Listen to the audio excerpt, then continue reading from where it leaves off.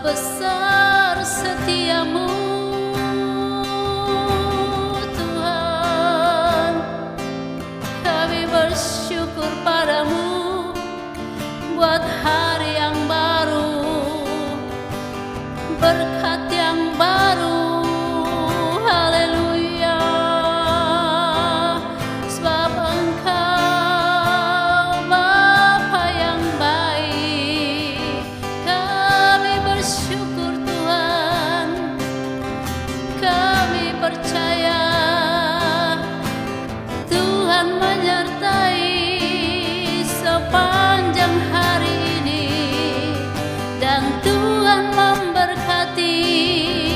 Haleluya, terpuji namamu Tuhan, segala hormat bagimu.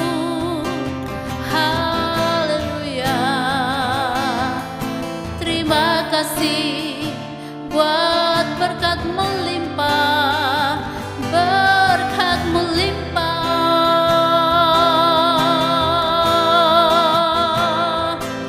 Haleluya, kami semua sehat dalam nama Yesus.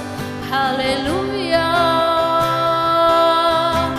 Tuhan menyertai, Tuhan melindungi, Tuhan yang membela kami. Haleluya,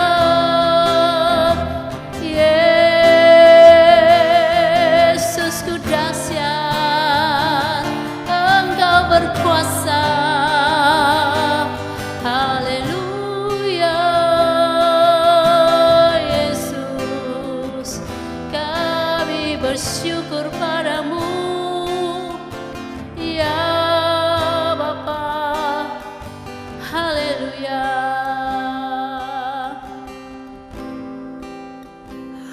haleluya Yesus.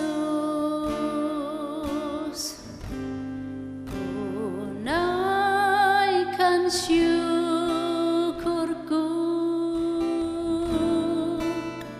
buat hari yang Kau beri, tak habis-habisnya kasih dan rahmat-Mu, selalu baru dan tak pernah terlambat pertolongan-Mu. Besar setiamu di sepanjang hidupku. Besar setiamu, besar setiamu, besar setiamu di sepanjang hidupku.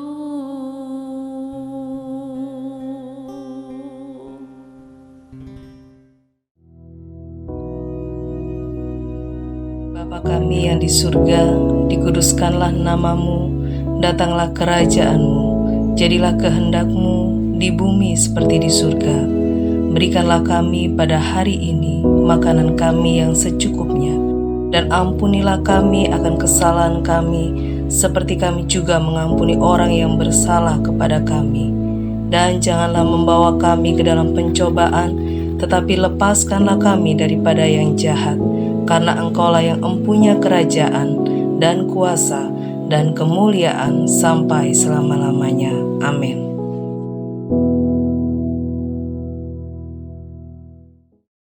Shalom Bapak Ibu, selamat pagi.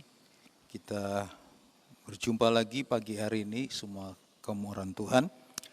Sebelum kita mendengarkan firman Tuhan, mari kita berdoa. Glory, glory, haleluya, haleluya, haleluya. Bapa yang dahsyat, Bapa yang kami sembah dalam nama Yesus dengan kekuatan kuasa Roh Kudus, kami menaikkan syukur kami pagi hari ini oleh anugerah kasih dan rahmat-Mu. Kami kembali boleh mendengarkan sebagian dari kebenaran firman-Mu. Roh Kudus, Engkau guru besar kami yang selalu mengajar, yang membuat kami mengerti dan memahami setiap firman Tuhan yang kami dengar. Dan memampukan kami jadi pelaku firman Tuhan sehingga hidup kami jadi berkat bagi banyak orang. Dalam nama Yesus kami siap mendengarkan firman-Mu. Haleluya. Amin. Saya akan bacakan firman Tuhan dari Roma pasalnya yang ke-12, ayat 1 dan ayatnya yang kedua. Roma 12, ayat 1 dan ayat 2, demikian firman Tuhan. Persembahan yang benar, ayat 1. Karena itu saudara-saudara, demi kemurahan Allah, aku menasihatkan kamu, supaya kamu mempersembahkan tubuhmu sebagai persembahan yang hidup, yang kudus, dan yang berkenan kepada Allah, itu adalah ibadahmu yang sejati. Ayat 2. Janganlah kamu menjadi serupa dengan dunia ini, tetapi berubahlah oleh pembaruan budimu, sehingga kamu dapat membedakan manakah kehendak Allah, apa yang baik, yang berkenan kepada Allah, dan yang sempurna. Amin. Di sini Rasul Paulus mengajak kita supaya kita mempersembahkan hidup kita sebagai persembahan yang kudus, yang berkenan kepada Allah, karena mempersembahkan hidup kita adalah ibadah yang sejati. Nah, supaya ibadah kita itu sejati, supaya hidup kita kudus, ayat 2 berkata, janganlah kamu menjadi serupa dengan dunia ini. Tema firman Tuhan pagi hari ini yang saya sampaikan adalah jangan serupa dengan dunia. Supaya ibadah kita kudus, kita disuruh jangan serupa dengan dunia. Pertanyaannya adalah kenapa jangan serupa dengan dunia? Ada apa sebenarnya hubungan persembahan kita kepada Tuhan yang kudus supaya kita jangan serupa dengan dunia?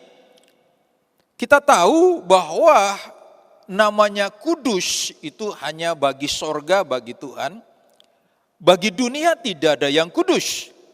Makanya supaya persembahan kita hidup dan kudus, kita disuruh jangan serupa dengan dunia. Kenapa jangan serupa dengan dunia?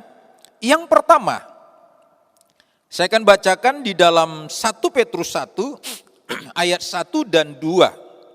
Kenapa kita disuruh jangan serupa dengan dunia? Di dalam 1 Petrus 1 ayat 1 dan 2 berkata demikian.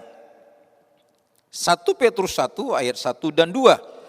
Dari Petrus, Rasul Yesus Kristus, kepada orang-orang pendatang yang tersebar di Pontus, Galatia, Kapadokia, Asia Kecil, dan Bitinia. 2, yaitu orang-orang yang dipilih sesuai dengan rencana Allah, Bapa kita, dan yang dikuduskan oleh Roh, supaya taat kepada Yesus Kristus dan menerima percikan darahnya. Kiranya kasih karunia dan damai sejahtera makin melimpah atas kamu. Jadi kenapa kita disuruh jangan serupa dengan dunia? Yang pertama, karena kita ini pendatang di dunia. Jadi kita ini pendatang di dunia. Alkitab berkata kita ini musafir. Ya. Jadi kita ini warga negara sorga datang ke dunia seperti yang tertulis ya di dalam Filipi pasalnya yang ketiga ayat 20 dikatakan di sana bahwa kita ini warga negara sorga. Jadi kita ini warga negara sorga, kita di dunia sebagai pendatang atau musafir. Jadi supaya persembahan kita ini kudus, ya, kita jangan serupa dengan dunia. Kenapa jangan serupa dengan dunia? Yang seperti saya katakan tadi, yang pertama karena kita ini musafir, kita ini pendatang, kita ini warga negara surga. Ya, saudara, kita sebelum dunia ini ada, Alkitab berkata dalam Efesus pasalnya yang ke-1, ya ayat 4 berkata demikian. Efesus 1 ayat 4, supaya kita betul-betul mengerti. Efesus 1 ayat 4 berkata, sebab di dalam Dia, di dalam Yesus, Allah telah memilih kita sebelum dunia dijadikan, supaya kita kudus dan tak bercacat di hadapannya. Jadi sebelum dunia dijadikan kita sudah dipilih, supaya kita kudus dan tak bercacat. Jadi kita ini adalah orang-orang pilihan, ya. Kita mempersembahkan hidup kita yang kudus, kita disuruh jangan serupa dengan dunia, karena kita warga negara surga yang dipilih. Kita ini orang-orang kudus. Jadi jangan kita mau serupa dengan dunia, apa yang dunia lakukan, kejahatan dan lain sebagainya. Saudara, kita jangan serupa, karena kita harus tunjukkan bahwa kita ini warga negara surga, berbeda dengan orang-orang dunia. Artinya orang-orang yang hidup di dalam dosa harus ada perbedaan. Makanya dikatakan jangan serupa dengan dunia. Nanti saya akan jelaskan lagi kenapa kita jangan serupa dengan dunia. Karena dikatakan jelas kita ini warga negara sorga yang dipilih Tuhan. Saudara, kita orang-orang yang dikuduskan, makanya sifat-sifat sorga itu melekat di dalam hidup kita. Jadi sorga itu hidupnya kudus, suci, penuh kemuliaan, hidup dalam kebenaran, hidup dalam ketaatan. Saudara, jadi waktu kita diutus ke dunia, kita sebagai pendatang, supaya kita mempersembahkan hidup kita ini, persembahan yang hidup dan kudus, yang berkenan, itu ibadah kita yang sejati, kita disuruh jangan serupa dengan dunia. Saudara, bahkan dikatakan dalam Efesus pasalnya yang ke-5, ayat 8 dan 9 berkata demikian. Efesus pasal 5 ayat 8 dan 9. Memang dahulu kamu ada dalam kegelapan, tetapi sekarang kamu adalah terang di dalam Tuhan.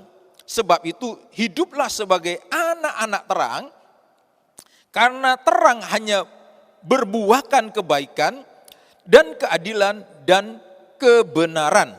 Jadi saudara, kita jadi terang, artinya kita jadi teladan. Jadi dimanapun kita berada, kita harus jadi teladan, jadi terang, jadi berkat. Bahkan khotbah Yesus dikatakan di atas bukit, jadilah kamu garam dan terang dunia. Jadi saudara, kita jangan serupa dengan dunia, justru kita akan menggarami dunia ini, kita akan menjadi terang di dunia ini yang penuh dengan kegelapan. Kita ini anak-anak terang. Ya. Beda dengan anak-anak dunia, anak yang penuh kegelapan, ya, penuh dengan hal-hal yang jahat. Jadi kita sebagai anak-anak terang, warga negara sorga, pendatang musafir di dunia ini, saudara, kita jangan serupa dengan dunia ini. Kita akan menggarami dunia, artinya dimanapun kita berada, karena kita sudah dipenuhi Roh Kudus, kita pengikut Yesus yang dikuduskan oleh kuasa darah Yesus, kemanapun kita pergi kita harus menjadi terang, jadi garam, saudara, jadi teladan. Kita membuktikan bahwa kita berbeda dengan orang-orang dunia. Kita berbeda dengan orang-orang dunia. Karena dunia penuh dendam, kebencian, saudara, dan lain sebagainya. Tetapi kita anak-anak terang, kita penuh dengan pengampunan, kasih. Jadi ada perbedaan, saudara. Ya, sangat-sangat berbeda. Orang-orang yang di dalam Yesus itu hidupnya harus berbeda dengan orang-orang hidup di dunia ini. Karena kita memiliki sesuatu yang luar biasa. Bahkan Alkitab berkata roh yang di dalam diri kita lebih besar daripada roh yang ada di dalam dunia ini. Saudara, jadi jangan kita terpengaruh karena Alkitab berkata roh yang ada di dunia ini lemah dan miskin. Jadi kita harus menunjukkan ada perbedaan, makanya Alkitab berkata supaya kita mempersembahkan hidup kita yang kudus dan berkenan, jangan serupa dengan dunia. Karena dunia penuh dengan hal-hal yang buruk. Nah, itu yang pertama. Jadi kenapa kita jangan serupa dengan dunia? Yang kedua, kenapa kita jangan serupa dengan dunia? Kita akan baca di dalam 1 Yohanes pasalnya yang kedua, suratan 1 Yohanes pasal 2, ayatnya yang ke-15 sampai 17. 1 Yohanes 2 ayat 15 sampai 17, ya. Demikian firman Tuhan. Janganlah kamu mengasihi dunia dan apa yang ada di dalamnya. Jikalau orang mengasihi dunia, maka kasih akan Bapa tidak ada di dalam orang itu. Sebab semua yang ada di dalam dunia ini, keinginan daging. Jadi makanya kita berkata kenapa kita jangan serupa dengan dunia, karena semua yang ada ya di dalam dunia itu yaitu keinginan daging. Kita akan baca nanti di dalam Galatia apa itu keinginan daging, yaitu yang kedua dikatakan keinginan mata, ya, serta keangkuhan hidup. Bukanlah berasal dari Bapa melainkan dari dunia. Dan dunia ini sedang lenyap dengan keinginannya, tetapi orang yang melakukan kehendak Allah tetap hidup selama-lamanya. Jadi yang kedua, kenapa kita jangan serupa dengan dunia? Karena dunia ini akan lenyap dengan keinginannya. Jadi dunia ini akan lenyap dengan keinginannya. Keinginan dunia akan lenyap. Apa itu? Keinginan dunia yang pertama, keinginan daging.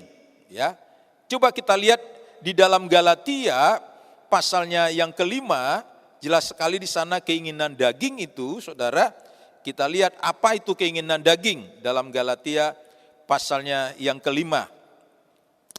Galatia 5 ayat 19 berkata demikian. Perbuatan daging telah nyata. Apa itu?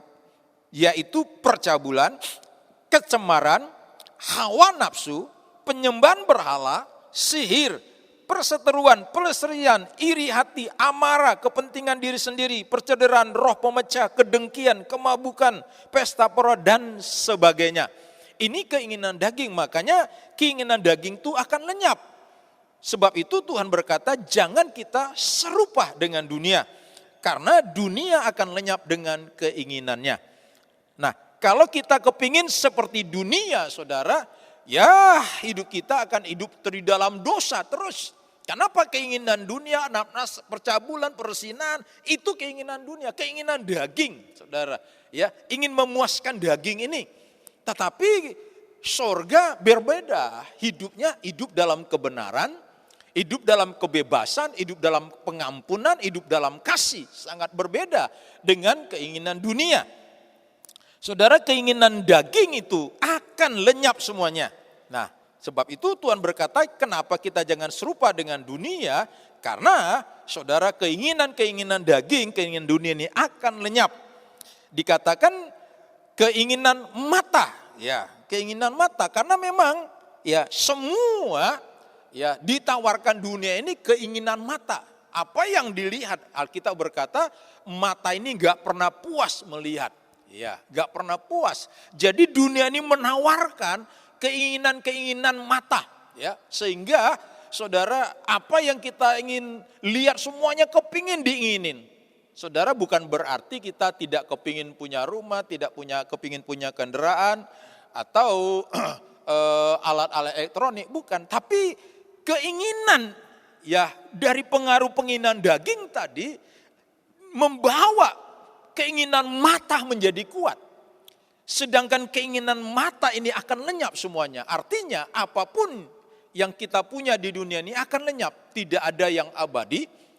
Dan kalau kita pun meninggal nanti semua kita tinggalkan. Jadi keinginan mata, saudara, itu akan lenyap. Ya, akan lenyap. Tidak ada lagi orang karena kepingin mata melihat misalnya wanita yang cantik semua kepingin diinginin. Padahal Tuhan sudah kasih satu.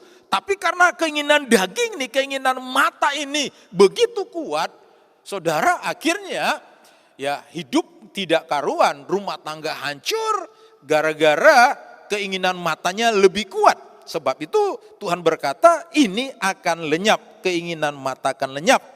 Lalu apalagi keangkuhan hidup. Ya, jadi orang sudah merasa ini mulai sombong, ya.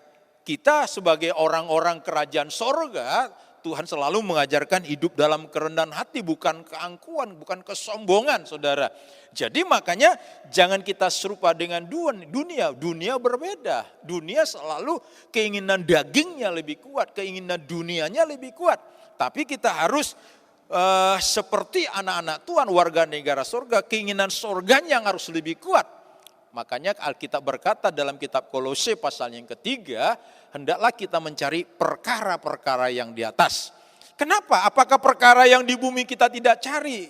Kita cari juga, tetapi Alkitab berkata kita cari perkara yang di atas seperti khotbah Yesus. Cari dulu kerajaan sorga dan kebenarannya, semua akan ditambahkan. Jadi kalau kita mencari kerajaan sorga, yaitu yang di atas, maka yang di bumi akan diberikan. Karena itu bonus. Sebab semua yang ada di dunia ini Tuhan yang punya. Jadi kalau kita mencari pemiliknya, kita dapat pemiliknya, kita warga negara sorga, semuanya akan diberikan. Tetapi keinginan dunia ini, keinginan daging ini tidak menguasai kita. Kenapa? Karena sorga yang menguasai kita. Apa yang ada di dunia ini sekedar kita pakai. Rumah yang ada sekedar kita pakai, kendaraan yang ada sekedar tidak kita pakai, tapi kita tidak terikat. Ya, ada orang terikat. Ya, bahkan seperti misalnya mobil saja, kendaraan. Orang tidak, saudara, mungkin tidak kebeset atau cuman dia di lambung atau dia dipepet sedikit tapi nggak kena, marah dia. Dia melihat langsung mobilnya, jangan sampai lecet. Bayangkan saudara, ya, takut sekali mobilnya lecet. Padahal saudara itu keinginan daging, ya. Tapi kalau kita sungguh-sungguh, kita tidak pengaruh, itu kan semuanya akan ditinggalkan. Seperti mobil saya, ya, dilecetin orang, dibeset orang. Saya nggak akan marah, biarin aja, saudara. Ya, kenapa? Karena kita nggak terikat sama itu benda itu. Saudara, kita tahu semua yang kita punya pemberian Tuhan. Jadi kalau kita langsung gara-gara benda yang begitu kita marah, ngomel, bahkan kita dendam, kita mungkin mengejar seperti kejadian yang di televisi, gara-gara kesenggol sedikit saja, dia marah, dia kejar mobil itu, dia hantam saudara. Akhirnya mobil itu terlempar keluar pembatas jalan, kena kendaraan, ada yang mati ditabrak. Nah akhirnya dia ditangkap. Gara-gara emosi sedikit saja. Padahal cuma hanya di lambung begitu saja. Ya, takut saudara. Emosi, keinginan dagingnya lebih kuat. Tapi makanya kita sebagai anak-anak Tuhan, jangan kita serupa dengan dunia ini. Semua keangkuhan hidup. Tetapi sebab itu sebagai warga kerajaan sorga, kita harus mau dipimpin oleh Roh Kudus. Makanya dalam Galatia pasal 5 ayat 23 dan 22-23 dikatakan Roh Kudus memberikan kekuatan kemampuan bagi kita. Yang pertama adalah kasih. Ya. Jadi kita kasih itu pengampunan, sukacita. Jadi orang yang dipimpin oleh Roh Kudus, saudara, dia sebagai warga negara sorga yang diurapi, yang dipenuhi Roh Kudus, maka dia penuh dengan kasih, penuh dengan pengampunan dan sukacita. Jadi kita tidak pengaruh gara-gara orang lambung kita, sukacita kita hilang, kita emosi, saudara, sukacita hilang. Dan akhirnya damai sejahtera juga hilang. Kenapa kita emosi saudara? Orang cuman begitu saja emosi saudara. Waduh, apalagi kalau sudah kita ditetet, begitu kita emosi. Oh apa? Nah ini saudara, damai sejahtera hilang. Setelah damai sejahtera hilang saudara, akhirnya kesabaran juga hilang. Udah mulai emosi muncul.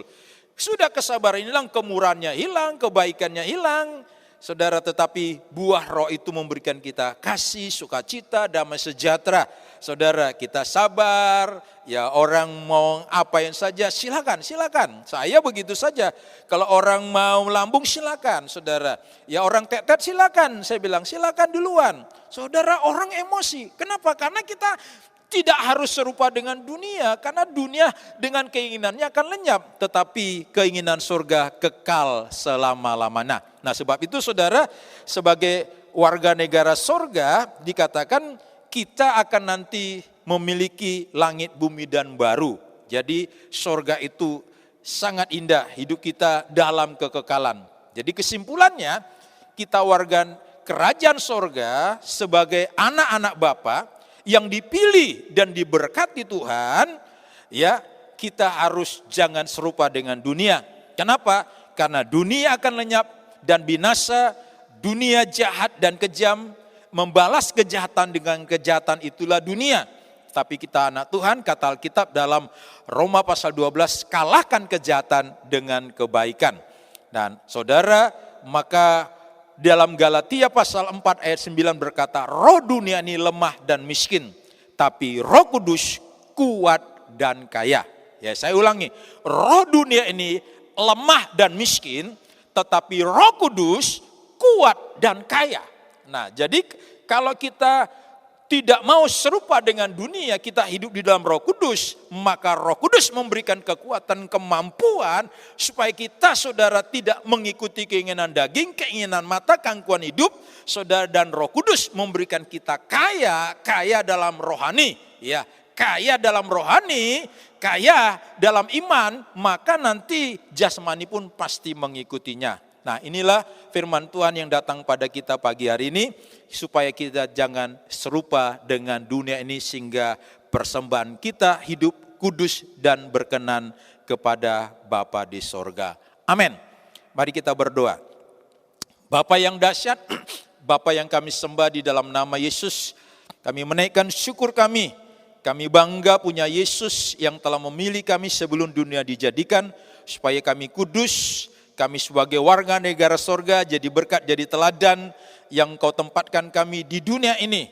Supaya kami jangan serupa dengan dunia ini, tetapi kami akan jadi teladan, dan lewat hidup kami nama Yesus dipermuliakan. Terima kasih Roh Kudus, Engkau ada di dalam diri kami, Engkau memberikan kekuatan, kekayaan bagi kami untuk kami hidup sampai Tuhan Yesus datang kali yang kedua. Dalam nama Yesus, semua yang percaya kita ada warga negara sorga, sama-sama kita katakan amin. Tuhan Yesus memberkati.